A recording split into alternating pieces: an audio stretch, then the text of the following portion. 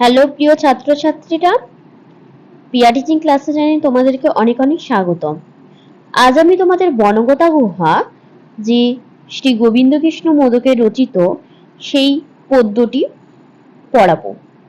তোমরা কিন্তু মন দিয়ে অবশ্যই শুনবে এবং এটি বলে দিই, এটি শ্রী গোবিন্দকৃষ্ণ মোদকের রচিত চৌর চত্বারিংশী কথা গ্রন্থের প্রথম অংশ থেকে নেওয়া হয়েছে। তো চলো শুরু করি। ভিডিওটি কিন্তু শেষ পর্যন্ত অবশ্যই দেখবে। তো পুরাকালে পারস্য দেশের এক নগরে কশ্যপ ও অলিপর্বা নামে দুই সহোদর ভাই বাস করত। তাদের বাবার খুব ধনসম্পদ ছিল না। দুই হতদরিদ্র সন্তানকে মৃত্যুর আগে নিজের সম্পত্তি তাদের মধ্যে সমানভাবে ভাগ করে দেন, যাতে তারা ধনসম্পদ সংগ্রহে সমানভাবে সচেষ্ট হয়। কশ্যপ এক ধনীর কন্যাকে বিবাহ করে। এর ফলে সে তখনই নগরবাসী ধনী বণিকদের সমান হয়ে ওঠে। সেই থেকে সে নানা বিলাস ব্যসনে কাল কাটাতে থাকে। প্রভূত ধনসম্পত্তির প্রভাবে সে যেটা চাইতো কোনোটাই তার হাতের বাইরে ছিল না, অর্থাৎ যেটা সে চাইতো সেটা সে পেয়ে যেত। এদিকে অলিপর্বা আর্থিক অবস্থা যেমন তেমনি তার শ্বশুরের ক্ষেত্রেও অল্পমাত্র ধনসম্পত্তি ছিল, যার ফলে সে সৌন্দর্যহীন পর্ণকুটিরে বসবাস করত। অতি কষ্টে সে স্ত্রী পুত্র নিয়ে সংসার চালাতো। সে প্রত্যহ প্রত্যুষে উঠে জ্বালানির কাঠ কাটার জন্য জঙ্গলে যেত। জ্বালানি কাঠ 3টি গাধার পিঠে চাপিয়ে দিত এবং শহরে নিয়ে আসতো। এখানে সে বিক্রি করে যা প্রাপ্ত অর্থ পেত, সেই অর্থের সাহায্যে তার জীবিকা নির্বাহ হতো। একদিন অলিপর্বা নিত্যদিনের মতো বনে গিয়েছিল এবং সেখানে প্রচুর কাঠ কেটেছিল। হঠাৎ দূরের আকাশে বিস্তৃত ধুলারাশি তার চোখের সামনে এলো। সেদিকে সে সজাগ দৃষ্টি দিল। ধুলার রাশি অলিপর্বার দিকে সবেগে ধেয়ে আসছে। বেগে ধাবিত অশ্বারোহীদের ঘোড়ার পায়ের আঘাতে উত্থিত ধুলারাশি। যেহেতু সেখানে রাজপুরুষগণ ভ্রমণ করেন না, সেহেতু দস্যুদের ঘোড়ার খুরের দ্বারা ধুলারাশি সর্বত্র ছড়িয়ে পড়ে।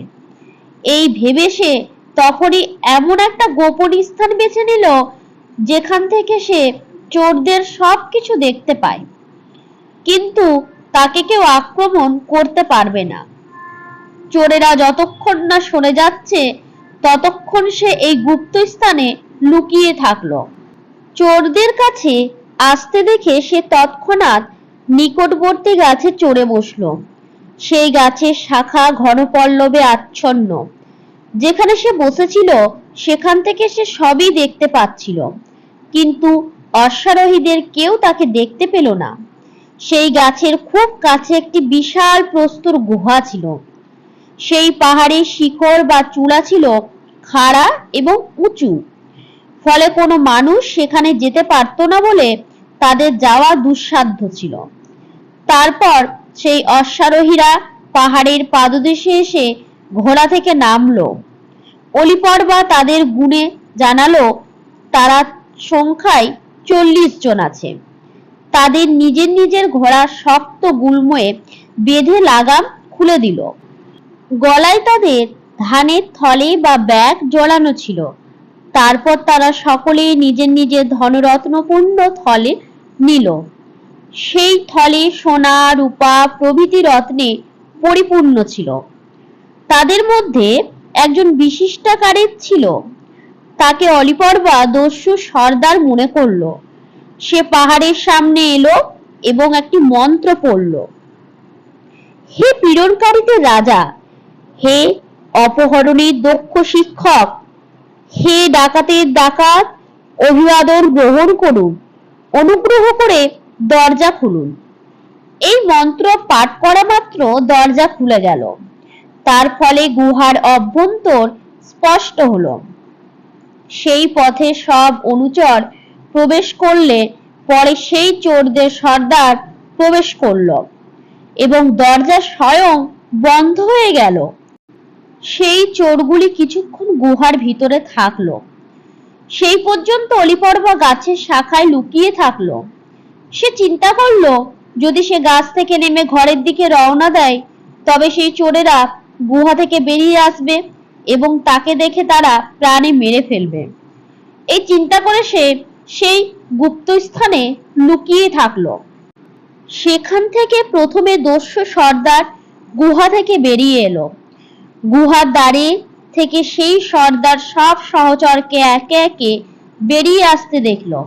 তারপর সে পদ্য পাঠ করলো, হে পীড়নকারীদের রাজা, হে অপহরণীর দক্ষ শিক্ষক, হে ডাকাতের ডাকাত, অভিবাদন গ্রহণ করুন, অনুগ্রহ করে দ্বার বন্ধ করুন। এই পদ্য পাঠ করা মাত্র গুহার দ্বার স্বয়ং বন্ধ হয়ে গেল। আগের মতো এই পদ্যটি অলিপর্বা স্পষ্টভাবে শুনল এবং মন ভাবে নীরবে এই পদ্য আবৃত্তি করে কণ্ঠস্থ করে নিল। তারপর সব চোর নিজের নিজের ঘোড়ার চড়ে সেখান থেকে চলে গেল। অলিপর্বা তখনও সেই গুপ্ত স্থান ত্যাগ করলো না। সে শঙ্কিত চিত্তে চিন্তা করলো যদি সে গাছ থেকে নেমে পালানোর আগেই ভুলে যাওয়া কোনো কিছু আনতে কোনো চোর ফিরে আসে তবে অলিপর্বাকে দেখা মাত্র বন্দি করবে। সে আরো চিন্তা করলো সে কি পারে না পূর্বে বলা মন্ত্রের দ্বারা গুহার দ্বার খুলতে। তাহলে দেখি, তারপর ভাগ্যে যা আছে তাই হবে। এরূপ চিন্তা করে সে গাছ থেকে নেমে তৃচ্ছানাদিত শৈল মুখ পর্যন্ত পায়ে হেঁটে এলো এবং এই পদ্য পাঠ করলো, হে পীড়নকারীদের রাজা, হে অপহরণীর দক্ষ শিক্ষক, হে ডাকাতের ডাকাত, অভিবাদন গ্রহণ করুন, অনুগ্রহ করে দরজা খুলুন। এই সঙ্গীত পাঠ করা মাত্র গুহার দ্বার খুলে গেল। গুহার মধ্যে প্রবেশ করে অলিপর্বা সব দিকে ছড়িয়ে ছিটিয়ে থাকা এবং বস্তাবন্দি রাশিকৃত প্রচুর দ্রব্য এবং মহামূল্যবান সোনারূপার মোটা মোটা অলংকার রেশমি কাপড়ে ঢাকা তা সব দেখল।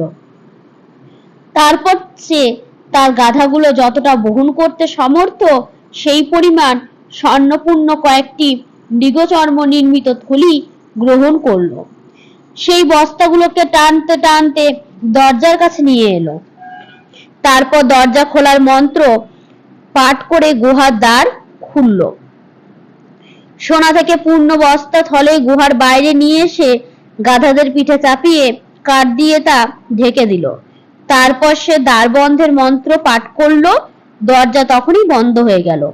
তখন সে তাড়াতাড়ি পায়ে হেঁটে নগরে ফিরে এলো। এই ছিল আজকের একটা ছোট্ট গদ্য।